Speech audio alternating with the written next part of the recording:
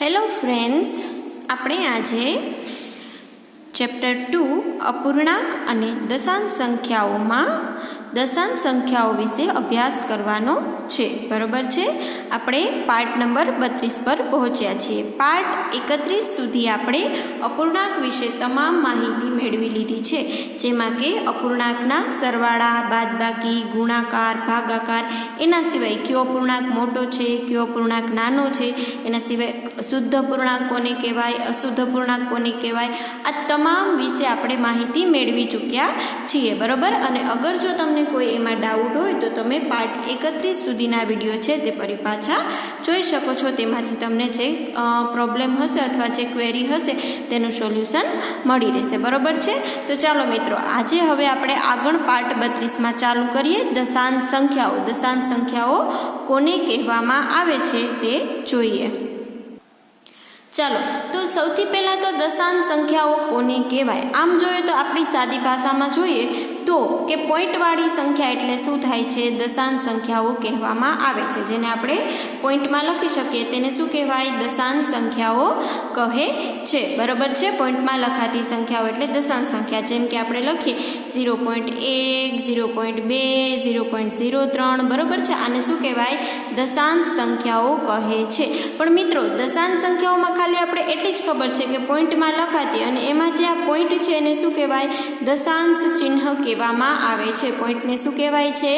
દશાંશ ચિહ્ન કહે છે. ગુજરાતીમાં દશાંશ ચિહ્ન કહેવામાં આવે છે. એટલે આપણે એવું કહી શકીએ 0.1, 0.2, 0.03. બરાબર. આવી રીતે આપણે તેને બોલી શકીએ છીએ, જે તમારા છઠ્ઠા ધોરણમાં આવતું હશે.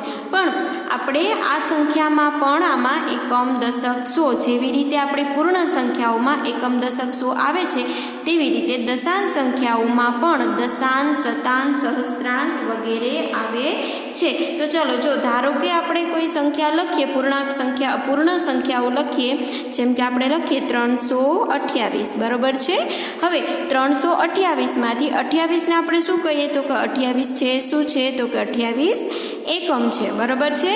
પછી 2 શું છે? તો કે 2 છે દશક કહેવામાં આવે છે. 2 ને શું કહેવાય? દશક કહે છે. જ્યારે 3ને શું કહેવામાં આવે છે? તો કે 3ને એકમ કહે છે. શું કે? એકમ કહે છે. તો જેવી રીતે પૂર્ણ સંખ્યા, આપણા 328ને પૂર્ણ સંખ્યાઓ અથવા તો પ્રાકૃતિક સંખ્યા કહી શકીએ છીએ. બરાબર. પણ હવે ધારો કે આપણે 328માં દશાંશ ચિહ્ન મૂકી દીધું. અહીંયા શું મૂક્યું છે? આપણે દશાંશ ચિહ્ન મૂકેલું છે. 328માં દશાંશ ચિહ્ન મૂકેલું છે. અને હવે હું અહીંયા લખું કે 328.1. બરાબર. 328.1. તો જે મેં પોઈન્ટ પછીની તરત જમણી બાજુની તરત જે સંખ્યા છે એને શું કહેવાય? તો કે એને કહેવાશે દશાંશ. શું કહેવાય છે? એને દશાંશ કહે છે. બરાબર છે. પછી પોઈન્ટ પછીની જે બીજા નંબરની સંખ્યા આવે, ધારો કે આપણે અહીંયા 2 લખ્યા, તો બીજા નંબરની સંખ્યા છે એને શું કહેવામાં આવે છે? તો કે એને કહેવાય છે શતાંશ. શું કહેવાય? શતાંશ. શતાંશ એટલે શું થશે? 100 કહેવામાં આવે છે. બરાબર. એના પછીને આપણે સંખ્યા લખી, હું અહીંયા 3 લખું, તો એને શું કહેવાય? તો કે એને કહેવામાં આવે છે સહસ્ત્રાંશ. શું કહેવાય? સહસ્ત્રાંશ કહેવામાં આવે છે. બરોબર છે. સમજાણું તમને બધાને કે પોઈન્ટ પછીની સંખ્યાને આપણે શું સ્થાન આપી શકે? જેમ કે પોઈન્ટની ડાબી બાજુ, આ કઈ સંખ્યા છે? પોઈન્ટની ડાબી બાજુની જે બધી સંખ્યા છે એ તમામ સંખ્યાને શું કહેવાય છે? તો કે એને પૂર્ણ સંખ્યા કહેવામાં આવે છે. અને પોઈન્ટની જમણી બાજુની જે સંખ્યાઓ બધી હોય એને કેવી સંખ્યા? તો કે દશાંશની સંખ્યા કહેવામાં આવે છે. જેમ પોઈન્ટની ડાબી બાજુની સંખ્યાઓને એકમ, દશક, 100, 1000, 10,000 એવી રીતે આપણે સ્થાન આપીએ. ઓકે. તો એવી જ રીતે જમણી બાજુની સંખ્યા છે તેને દશાંશ, શતાંશ અને સહસ્ત્રાંશ કહેવામાં આવે છે. હવે આ જે 3 છે એને 100 કહેવાશે. બરાબર છે. આપણે અહીંયા એકમ લખેલું હતું, પણ ત્યાં શું આવશે? 100 કહેવામાં આવે છે. હવે આપણે જોઈએ કે કોઈ સંખ્યા આપેલી હોય, ધારો કે 0.2 છે. બરોબર છે. તો આપણે ખબર છે કે પૂર્ણ સંખ્યા શું છે અહીંયા? તો કે 0 છે. અને 2 કેવી છે? તો કે દશાંશ સંખ્યામાં આવે છે. બરાબર. હવે આપણે આને અપૂર્ણાંક સંખ્યામાં લખવી તો કેવી રીતે લખશું? બરાબર. એ શીખીએ, કેમ કે આપણું ચેપ્ટર છે એ અપૂર્ણાંક અને દશાંશ સંખ્યાઓ બંને કેવા છે? સાથે જ આપેલા છે.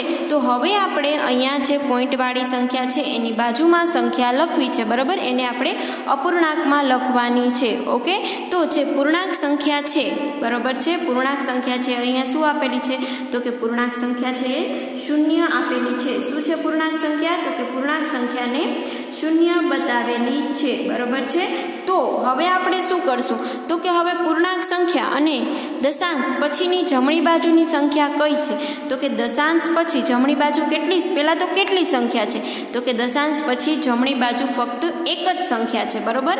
તો એને અપૂર્ણાંકમાં લખવા માટે આપણે શું કરશું તો કે જે આ દશાંશ પછીની જે સંખ્યા છે એને શું લખશું આપણે તો કે અહીંયા લખશું આપણે 2 લખી નાખશું, બરોબર છે, આ સંખ્યા આપેલી છે એટલા માટે. ઓકે, હવે આપણે શું કરશું તો કે હવે આપણે જોવાનું છે કે જે 2 છે એ પોઈન્ટ પછી કેટલી સંખ્યામાં આવે છે તો કે 2 આપેલા છે એ પોઈન્ટ પછી તરત એક જ સંખ્યામાં આપેલા છે. તો મેં તમને હમણાં કીધું એવું રીતે કે પોઈન્ટની તરત જે બાજુની જમણી બાજુની તરત પહેલી સંખ્યા છે એને શું કહેવામાં આવે દશાંશ કહેવામાં આવે છે. એટલે આપણે અહીંયા છેદમાં શું મૂકી દેવાના 10 મૂકી દેવાના થશે. શું મૂકવાના છે છેદમાં તો કે છેદમાં આપણે મૂકી દેશું 10, બરોબર છે. ચલો એવી જ રીતે આપણે જોઈએ કે 100 હોય તો શું કરું તો હું ધારો કે અહીંયા લખું 0.32, બરોબર છે. શું છે 0.32 અથવા 0.32 અથવા 0.32, બરોબર, આવી રીતે આપણે લખીએ. હવે ફરી પાછું આપણે જોઈએ કે પૂર્ણ સંખ્યા તો શૂન્ય જ છે, તો જે દશાંશ પછીની સંખ્યા છે એ કેટલી સંખ્યા છે પહેલાં તો કે દશાંશ પછી 2 સંખ્યા છે, બરોબર છે.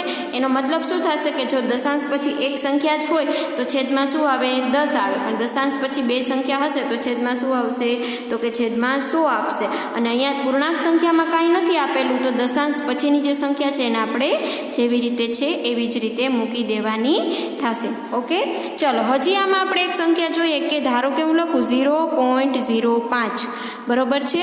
તો હવે અહીંયા છેદમાં શું આવશે તમે કહેશો મેડમ અહીંયા 1 હતા ને એટલે આપણે 10 મૂક્યા, અહીંયા 2 સંખ્યા હતી ને એટલે 100 મૂક્યા, પણ હવે આપણે અહીંયા પણ એ જ જોવાનું છે કે દશાંશ પછી કેટલી સંખ્યા છે. તો 0 ને આપણે ગણવાની જ છે, બરોબર છે, 0 ને આપણે ગણવાની છે. તો 0 અને 5 છે બંને સંખ્યા છે, તો 0 ને આપણે ગણશું તો કે આ એક સંખ્યા અને આ 2 સંખ્યા, એટલે દશાંશ પછી કેટલી સંખ્યા થઈ તો કે દશાંશ પછી 2 સંખ્યા થાય છે. તો આપણે છેદમાં શું મૂકી દેશું 100 મૂકવાના છે.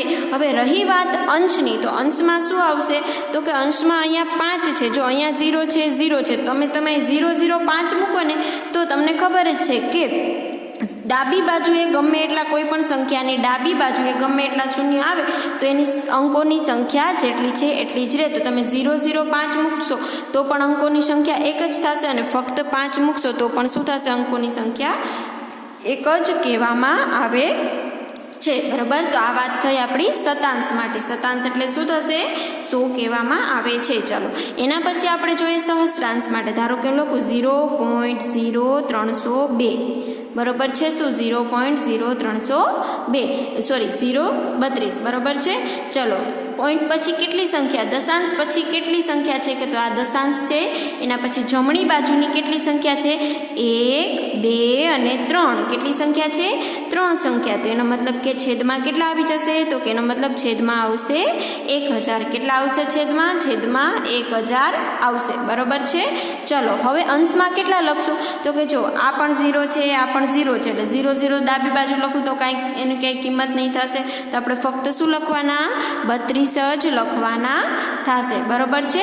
તો આનો શોર્ટમાં મતલબ જોઈએ આપણે તો આપણે વચ્ચેથી પોઈન્ટ કાઢી અને સંખ્યા છે એને અંશમાં લખી નાખવાની, અને બીજું આપણે જોવાનું કે પોઈન્ટ પછી કેટલી સંખ્યા આપેલી છે, બરોબર. ચાલો એના સિવાયના આપણે બીજા અમુક ઉદાહરણ જોઈએ. ધારો કે આપણે લખીએ અહીંયા 1.2, અને આપણે કેમાં લખવું અપૂર્ણાંકમાં લખવા છે, બરોબર. શેમાં લખવાના છે આ લખતા હતા તેવી જ રીતે અપૂર્ણાંકમાં લખવાના છે. તો આપણે અહીંયા શું કરશું તો કે અપૂર્ણાંકમાં લખવા માટે આપણે જોઈએ કે અહીંથી પોઈન્ટ કાઢી નાખીએ તો સંખ્યા શું બને છે તમારી તો કે પોઈન્ટને તમે કાઢી નાખો તો સંખ્યા બને છે 12. હવે છેદમાં શું લખવું છે તો કે આપણે જોઈએ પોઈન્ટ પછી કેટલી સંખ્યા છે તો કે પોઈન્ટ પછી ખાલી મેડમ એક જ સંખ્યા છે. તો આપણે ખબર છે કે પોઈન્ટ પછી એક સંખ્યા હોય તો છેદમાં શું આવે તો કે પોઈન્ટ પછી જો એક જ સંખ્યા હોય તો છેદમાં શું આવે 10 આવે છે, બરોબર છે. આને શું કહેવાય દશાંશ કહેવાય છે. ઓકે, ચાલો એના પછી આપણે લખીએ .552 બરોબર. ચલો આમાં પણ એવી જ રીતે ઓકે આને આપણે અપૂર્ણાંકમાં ફક્ત લખવું છે તો શું કરશું તો અહીંથી આપણે દશાંશ ચિહ્ન કાઢી નાખીએ તો સંખ્યા શું બને છે તો કે 1252 બને છે. હવે તમારો પ્રશ્ન એવો છે કે છેદમાં શું આવશે તો આપણે અહીંયા જોઈએ કે પોઈન્ટ પછી કેટલી સંખ્યા છે તો કે પોઈન્ટ પછી સંખ્યા છે 1 2 અને 3. શું છે 1 2 અને 3. તો આપણે અહીંયા શું લખશું તો કે પોઈન્ટ પછી 3 સંખ્યા છે તો છેદમાં શું આવશે 1000 આવે છે. તો હવે તમને બધાને સમજાઈ ગયું હશે ને કે આપણે દશાંશમાંથી અપૂર્ણાંકમાં કેવી રીતે લખવાના થાય છે. ઓકે આગળ આપણે જોઈએ કે દશાંશમાં લખવાની છે સંખ્યા તમને અપૂર્ણાંકમાં આપેલી હોય અથવા છેદમાં તમને 10 100 1000 આપેલા હોય તો આપણે એને દશાંશમાં કેવી રીતે લખી શકાય તે જોવાનું છે. બરાબર છે કે દશાંશમાં કેવી રીતે લખવું. ચાલો તો ધારો કે આપણે અહીંયા કોઈ એક સંખ્યા લખીએ જેને આપણે દશાંશમાં લખવાની છે. બરાબર તો હું અહીંયા લખીશ કે 2/100. શું લખું 2/100. તો હવે તમને ખબર છે કે છેદમાં 100 એનો મતલબ કે પોઈન્ટ પછી કેટલી સંખ્યા આવશે દશાંશ પછી તો કે પોઈન્ટ પછી 2 સંખ્યા આવશે. તો તમને નક્કી થઈ ગયું કે છેદમાં 100 છે એટલે પોઈન્ટ પછી 2 જ સંખ્યા આવે. પણ હવે તમે કહેશો કે મેડમ અંશમાં તો ખાલી એક જ સંખ્યા છે તો આપણે શું કરવાનું તો કે પોઈન્ટ પછી 2 સંખ્યા છે તો પહેલાં આપણે લખવાનું જમણી બાજુથી ચાલુ કરશું. બરાબર જમણી બાજુથી. તો સૌથી પહેલાં આપણે શું કરીએ એક સંખ્યા છે 2 તો આપણે અહીંયા 2 લખી નાખીએ એટલે આપણે આ તો ખાલી એક જ સંખ્યા થઈ પોઈન્ટ પછીની જમણી બાજુની એક જ સંખ્યા થઈ. હવે કાંઈ સંખ્યા છે નહીં તો આપણે શું કરશું તો કે અહીંયા આપણે લખી નાખશું 0. કાંઈ નથી તો શું આવશે 0 આવી જશે. તો જો તમને મળી ગઈ દશાંશ પછી 1 અને 2 સંખ્યા. ઓકે તો હવે તમે કહેશો મેડમ પૂર્ણ સંખ્યામાં શું મૂકશું દશાંશની આગળ આપણે શું મૂકશું તો દશાંશની આગળ શું મૂકવાનું થશે તો કે દશાંશની આગળ આવશે 0. શું આવશે દશાંશની આગળ 0 આવી જશે. બરાબર છે. ચાલો એના પછી આપણે બીજી કોઈ એક સંખ્યા લઈએ. ધારો કે આપણે લખીએ 1.8. બરાબર ઓકે સોરી 1.8 નહીં પણ 18/10 125/10. બરાબર ચલો 125/10 છે તો 10 છે તો હવે વિચારો 10 પછી મતલબ કે દશાંશ પછી કેટલી સંખ્યા આવશે છેદમાં 10 છે તો દશાંશ પછી કેટલી સંખ્યા આવશે તો હમણાં જ આપણે આગળ જોયું કે જો છેદમાં 10 હોય તો દશાંશ પછી એક જ સંખ્યા આવે છે. તો આપણે અહીંયા પોઈન્ટ મૂકી દઈએ અથવા તો તમે પોઈન્ટ ના મૂકો તો તમે હવે ઉપરની સંખ્યા જો ઉપરની સંખ્યા શું છે 125 છે. બરાબર છે. તો આપણે લખવાનું કેવી રીતે ચાલુ કરવાનું તો 125માં આપણે 5 પહેલાં લખવાના. બરાબર છે. 5ને શું કરવાના પહેલાં લખવાના. હવે છેદમાં 10 છે. બરાબર છેદમાં 10 છે એટલે કે અહીંયા એક પોઈન્ટ આવી જશે કેમ કે પોઈન્ટ પછી એક જ સંખ્યા છે એટલા માટે. હવે શું કરવાનું તો હવે અહીંયા લખવાના 2 અને અહીંયા શું લખવાના 1. બરાબર છે. તો આ થઈ ગયું પોઈન્ટ પછીની એક સંખ્યા એટલે થઈ ગયા 12.5 12.5 થઈ જાય છે. બરાબર છે. શું કહેવાય એને 12.5 કહેવાય. ચાલો આપણે હવે આને શબ્દમાં કેવી રીતે લખવું એ જોઈએ. બરાબર તો શબ્દમાં લખવું હોય તો તમે લખી શકો 12.5 ઓકે અને 0 હોય તો 0.5 પણ એવી રીતે નથી તો આપણે શું લખવાનું તો કે 12 પૂર્ણાંક શું આવશે 12 પૂર્ણાંક 5 દશાંશ. શું લખવાનું 12 પૂર્ણાંક 5 દશાંશ પણ લખી શકાય છે. બરાબર છે. ચાલો આગળ આપણે અન્ય કોઈ એક ઉદાહરણ લઈએ. બરાબર છે. તો શું લઈએ ઉદાહરણમાં તો અહીંયા લખું 131/100. બરાબર 131/100. આને મારે દશાંશમાં લખવાનું છે મતલબ કે પોઈન્ટમાં દર્શાવવાનું છે. હવે તમે જો છેદમાં શું આપેલું છે તો કે છેદમાં 100 છે તો એનો મતલબ કે પોઈન્ટ પછી 2 સંખ્યા આવશે.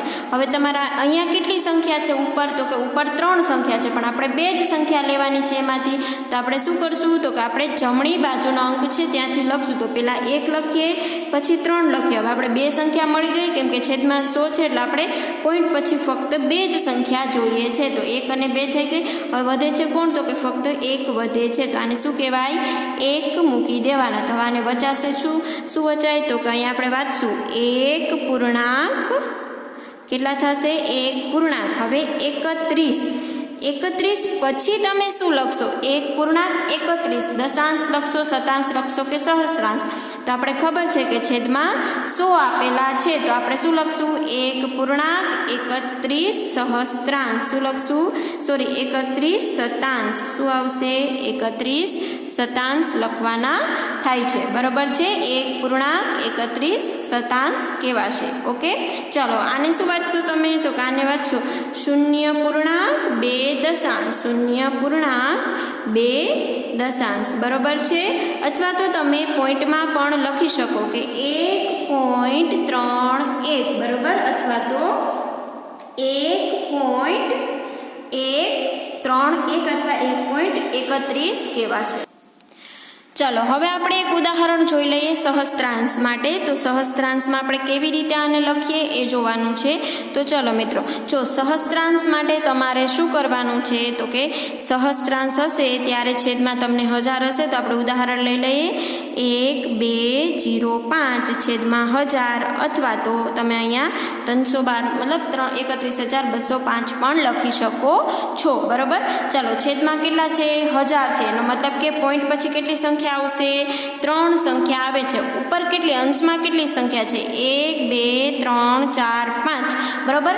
પણ આપણે શું કરવાનું છે કે જ્યારે આપણે પોઈન્ટમાં લખવું છે, દશાંશમાં લખવું છે, ત્યારે આપણે ડાબી બાજુથી જોવાનું છે. તો ડાબી બાજુ આપણે શું કરશું? ડાબી બાજુથી ગણશું 1 2 ને 3. તો અહીંયા 3 સંખ્યા પૂરી થઈ જાય, તો આપણે લખી નાખીએ પોઈન્ટ પછી 205, અને જે બાકીની સંખ્યા વધી છે એને પોઈન્ટની ડાબી બાજુએ લખીએ તો શું કરશું? 31 આવી જશે. ચલો આને શબ્દમાં કેવી રીતે વચાશે? તો કે શબ્દમાં થશે 31.205. શું લખશું? સહસ્ત્રાંશ. કેમ કે 1000 ને શું કહેવાય? 1000 ને કહેવાય છેદમાં 1000 હોય એને કહેવાય સહસ્ત્રાંશ. તો આપણે ખબર છે કે જો છેદમાં 10 હોય તો એને કહેવાય દશાંશ, છેદમાં 100 હોય તો એને કહેવાય શતાંશ વાળી સંખ્યા, અને છેદમાં 1000 હોય તો એને શું કહેવાય? સહસ્ત્રાંશ સંખ્યા કહે છે. અથવા તો તમે આને લખી શકો 31.205 પણ તમે આને લખી શકો છો. બરોબર છે? તો આપણે અપૂર્ણાંકમાંથી દશાંશમાં કેવી રીતે લખવું એ પણ જોયું, અને દશાંશમાંથી અપૂર્ણાંકમાં કેવી રીતે લખવું એ પણ આપણે ભણી ગયા છીએ. બરોબર? ઓકે બાળ મિત્રો, તો હવે આપણે અહીંયા સુધી આપણો પાઠ 32 રાખીએ, અને આગળ આપણે સ્વાધ્યાયના દાખલા જોશું, અને એમાં તમારે મોટી સંખ્યા નાની સંખ્યાનો અભ્યાસ કરશું, અને એના સિવાય તમારું જે એકમો છે એનું રૂપાંતર કેવી રીતે આપણે કરવું, દશાંશમાં નિરૂપણ કરવાનું કે તમને કોઈ એકમનું, તો કેવી રીતે તેનું નિરૂપણ કરવું તે સ્વાધ્યાય સાથે સાથે આપણે શીખતા જશું. બરોબર છે?